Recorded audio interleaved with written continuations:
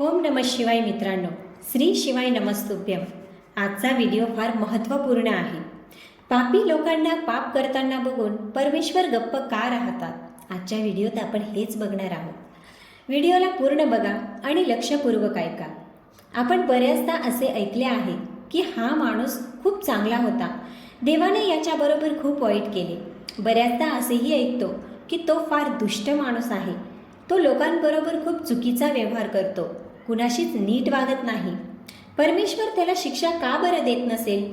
त्याचे घर धनाने भरत आहेत आणि दिवसेंदिवस तो सुखसंपन्न होत आहे. परमेश्वर आपल्या डोळ्यासमोर पाप होताना कसे बघू शकतात? या पद्धतीने तर लोकांचा देवावरून विश्वासच उडून जाईल. याचे 2 कारण आहेत, ते आपण समजून घेऊया. यासाठी ऐकूया एक छोटीशी कहाणी. त्याआधी मित्रांनो, चॅनलवर नवीन असाल तर लाईक आणि सबस्क्राईब अवश्य करा. तसेच कॉमेंटमध्ये ओम नमः शिवाय लिहायला अजिबात विसरू नका. एका गावातील गोष्ट आहे. त्या गावात श्री हरी विष्णूंचे खूप सुंदर मंदिर बनवलेले होते. त्याच गावातील एक व्यक्ती मंदिराची देखरेख आणि पूजापाठ करत असे.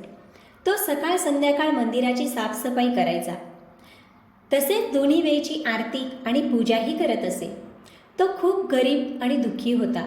मंदिरात येणारे भाविक जे काही दानदक्षिणा देत असे त्यावर त्याच्या परिवाराचा उदरनिर्वाह चालत होता.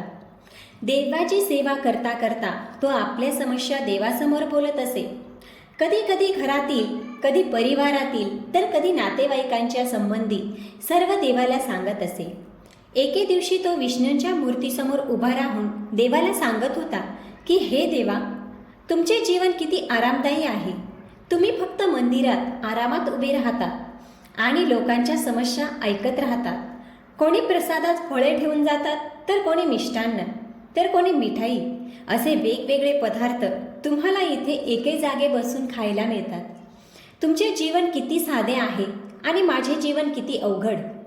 छोटेसे जीवन आहे, पण त्यात हजारो प्रकारचे त्रास आणि समस्या भरून पडल्या आहेत.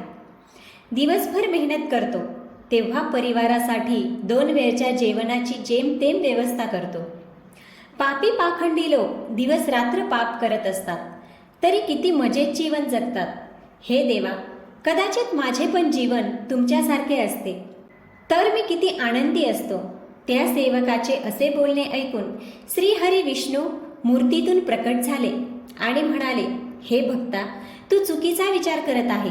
तू जसा विचार करत आहे तसे काहीच नाही. दुरून बघितल्यावर दुसऱ्यांचे जीवन चांगलेच दिसते. जेव्हा आपल्याला त्याच्या जीवनाची खरी हकीकत कळते तेव्हा आपल्याला वाटते हा तर आपल्यापेक्षा वाईट जीवन जगत आहे.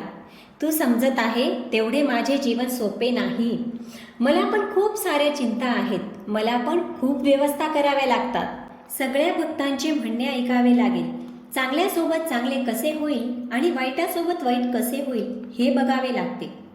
कुणी कमजोर लोकांना त्रास देतात, कुणी दुःखी लोकांना जास्त दुःखी करतात. त्यांची रक्षा करावी लागते. माझ्या जबाबदाऱ्या ज्या दिवशी तू समजशील तेव्हा म्हणशील, सोपे नाही परमेश्वर होणे. एक पिता आपल्या मुलाचे पालन पोषण करण्याचे कर्तव्य पूर्ण करतो. त्यांचे दुःख सुख सर्व गोष्टी काळजीपूर्वक बघतो.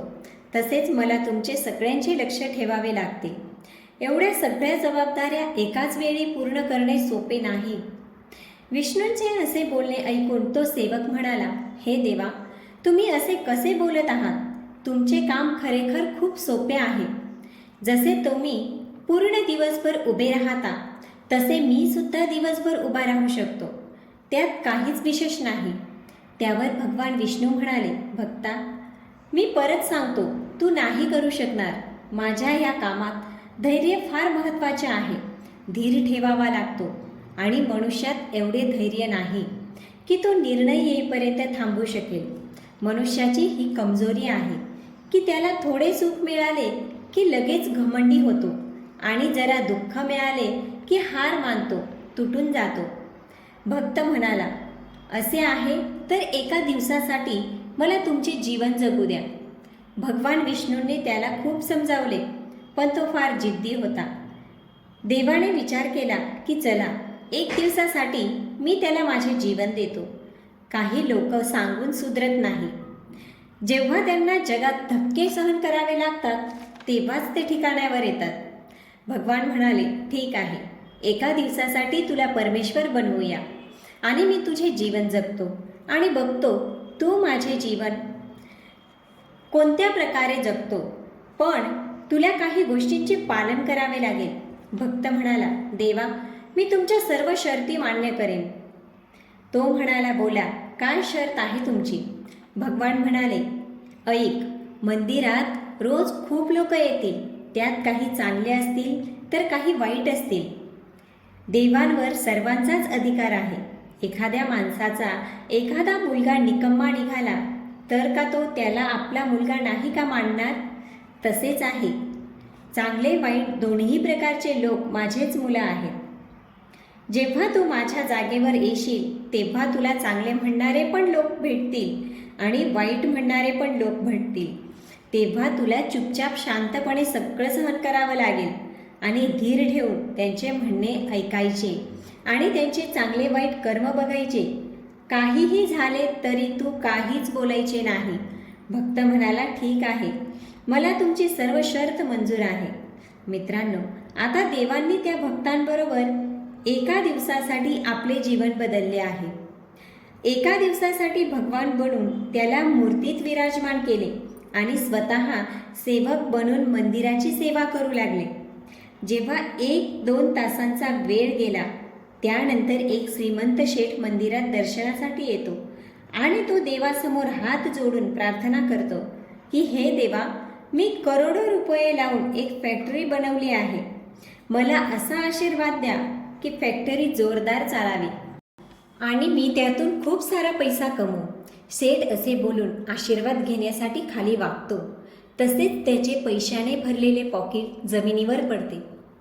त्याला पॉकेट दिसले नाही आणि तो जायला लागला. त्याने बघितले की शेठचे पाकीट तर इथेच पडले आहे. त्याच्या मनात विचार आला की शेठला आवाज देऊन त्यांचे पॉकेट द्यावे. पण लगेच त्याला देवांनी दिलेली शर्त आठवली. चांगले हो की वाईट तुला काहीच बोलायचे नाही, तू फक्त बघत राहायचे. त्याच वेळी मंदिरात एक गरीब माणूस येतो आणि देवाच्या मूर्तीसमोर उभे राहून सांगतो, हे देवा, मी खूप गरीब आहे. ह्या गरिबीत मी खूप दुःखी जीवन जगत आहे. परिवाराचे पोषण करणे सुद्धा अवघड झाले आहे. घरात आई आजारी आहे, तिच्या औषधासाठी पैसे नाहीत. कुठून व्यवस्था करू? फार चिंता वाटते. पुढचे जीवन कसे जाईल त्याची चिंता वाटते. आज माझ्या खिशात फक्त 10 रुपये आहेत. त्यात नाही घरचे सामान येणार, नाही आईचे औषधे येणार. काही कृपा करा देवा, ज्यामुळे माझी चिंता दूर होईल. तेवढ्यात त्याची नजर त्या पाकिटावर पडते. त्याने पटकन ते पाकिट उचलले. त्यात खूप सारे पैसे बघून तो मनातल्या मनात खुश झाला आणि देवाला आभार मानू लागला. तो म्हणाला, देवा, तुम्ही धन्य आहात. एवढ्या लवकर माझी प्रार्थना तुम्ही ऐकली. आता या पैशातून मी माझ्या परिवारासाठी रेशनची व्यवस्था करेल आणि आईचा इलाजसुद्धा करेल. मित्रांनो, देवाला धन्यवाद करून तो तेथून जायला लागला. तेवढ्यात भगवानचे रूप घेतलेले भक्त विचार करू लागला की हे पॉकेट तर त्या शेठचे आहे आणि हा गरीब माणूस हे घेऊन जात आहे. एकदा त्याच्या मनात परत विचार आला की त्याला आवाज देऊन सांगावे की ते पॉकेट एका शेठचे आहे. पण त्याला लगेच देवाची शर्त आठवली. त्यामुळे तो गप्प राहिला. त्या माणसाच्या गेल्यानंतर मंदिरात आणखी एक माणूस येतो. तो सैनिक असतो जो 1 महिन्यासाठी युद्धावर जाणार होता. तो मंदिरात प्रार्थना करायला आला होता की माझा प्रवास सफल व्हावा आणि 1 महिन्यानंतर सहकुशल मी घरी परत यावा. तो सैनिक प्रार्थना करतच होता की तेवढ्यात तो शेठ पोलिसांना घेऊन मंदिरात येतो. त्याचे पॉकेट मंदिरात पडले होते. शेठने ते पोलिसांना सांगून त्या सैनिकाला अटक करवून घेतली आणि म्हणाला, माझ्यानंतर हाच येथे आला होता, यानेच माझे पॉकेट घेतले आहे. पोलिसांनी त्याला अटक केली आणि घेऊन जायला लागले. ही गोष्ट भगवान झालेल्या माणसाला बघवली नाही, कारण सैनिक निर्दोष होता. पॉकेट तर तो गरीब माणूस घेऊन गेला होता. त्याला समोर होत असलेला अन्याय आवडला नाही. तो देवाची शर्त आठवण करून गप्प राहत होता, पण त्याच्या समोर होत असलेल्या अन्याय त्याला सहन होत नव्हता. त्याला वाईट वाटत होते. मी गप्प राहिलो तर एका निर्दोष व्यक्तीला शिक्षा होईल. त्याच्याने राहावले नाही आणि तो बोलू लागला, हे शेठ, तुझे पाकीट याने नाही चोरले, तर थोड्या वेळाआधी एक गरीब माणूस आला होता, त्याने ते पॉकेट घेतले आहे. मी परमेश्वर आहे आणि मी सगळे बघितले आहे. आता पोलीस देवाचे सांगणे का ऐकणार नाही? त्यांनी लगेच सैनिकाला सोडून दिले आणि त्या गरीब माणसाला पकडून आणले. त्याच्याकडून शेठचे पॉकेट खेचून घेतले. तो गरीब माणूस बिचारा अतिशय दुःखी झाला. आता एक दिवस पूर्ण झाला आणि भगवान विष्णू मंदिरात आले. तिकडे भगवान झालेल्या भक्ताने पूर्ण दिवसाचा क्रम देवांना सांगितला आणि मोठ्या गर्वाने सांगितले की देवा, आज मी सैनिकावर होणाऱ्या अन्यायापासून त्याला वाचवले आहे. बघा, एक दिवस देव बनून मी किती महत्त्वपूर्ण काम केले आहे. भक्ताचे बोलणे देवाने ऐकले आणि म्हणाले, तू न्याय नाही, अन्याय केला आहे. तुला त्या गरीबाला पकडून द्यायची काहीच गरज नव्हती. तू त्याला पकडून दिले, पण त्याच्या परिवाराचा सहारा त्यांच्यापासून दूर केला. त्यांच्या घरी आजारी आई आहे, तिचा इलाज होण्यापासून थांबवले. हा तू खूप मोठा अन्याय केला आहे. तो शेठ अधर्मी आहे. त्याने खोटे कामे करून करोडो रुपये कमवले आहेत. त्याचे पॉकेट चोरीला गेले होते तर त्यात त्याला काहीच नुकसान झाले नसते. कमीत कमी एका गरीब माणसाची थोडी मदत झाली असती आणि त्या शेठने केलेले थोडे पाप कमी झाले असते. आणि तू सैनिकाला वाचवून अन्यायच केला आहे. तो आपल्या राजाबरोबर युद्धासाठी जाऊन एका गरीब देशाचे राज्य हडप करणार होता. तुला माहीत तरी आहे का की त्या युद्धात किती गरीब निर्दोष लोक मारले जाणार होते? तू त्याला वाचवून अन्याय केला आहे. भक्ताला देवाचे बोलणे ऐकून फार पश्चात्ताप झाला. तो म्हणाला, देवा, माझ्या डोळ्यासमोर जे होत होते तेच मला दिसत होते. त्याच्या मागचे सत्य काय आहे ते मी नाही बघू शकलो. देवा, तुम्ही या जगाला चांगले चालू शकता, कारण सर्वत्र देखरेख करणे आम्हाला शक्य नाही. तुम्ही जे करता ते चांगलेच करता, चुकीचे तर आम्ही आहोत. तुम्हाला लगेच दोषी ठरवतो. जेव्हा आमच्या मनासारखे काही होत नाही तेव्हा आम्ही परमेश्वरावर त्याचा दोष टाकतो. आम्हाला हे माहीत नसते, आपल्याबरोबर घडणाऱ्या चुकीच्या घटनांमध्ये सुद्धा देवांची काहीतरी योजना लपलेली असते, जे भविष्यात आपल्या फायद्याचे असते. खरे तर कुठल्याही गोष्टीला गंभीर घेऊन मागचा पुढचा विचार केला पाहिजे.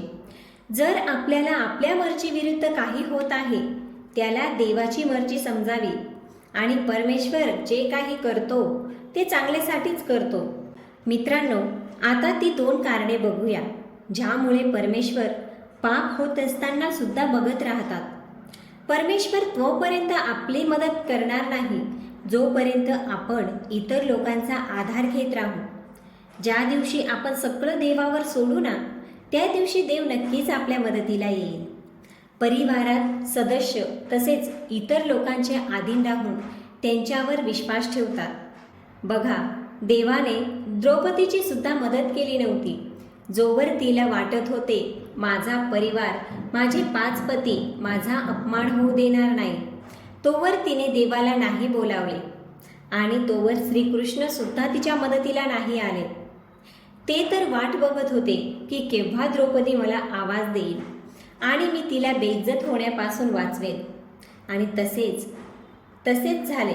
कुटुंबियांची आशा सोडून तिने देवाला पुकारले.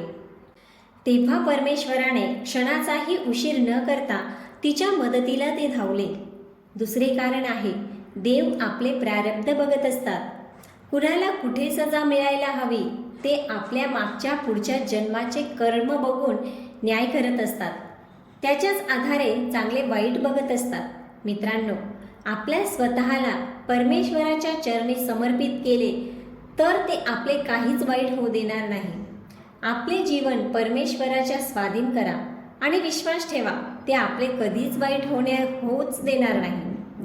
आणि वाईट वेळ आली तर ते आपल्या कर्माचे भोग समजावे आणि सहन करावे आणि अशा वेळी धैर्य ठेवावे, कारण वेळ कधीही बसून राहत नाही. चांगले वाईट दिवस येतच राहतात. मित्रांनो, व्हिडिओ आवडला असेल तर लाईक, शेअर आणि सबस्क्राईब अवश्य करा. ओम नमः शिवाय.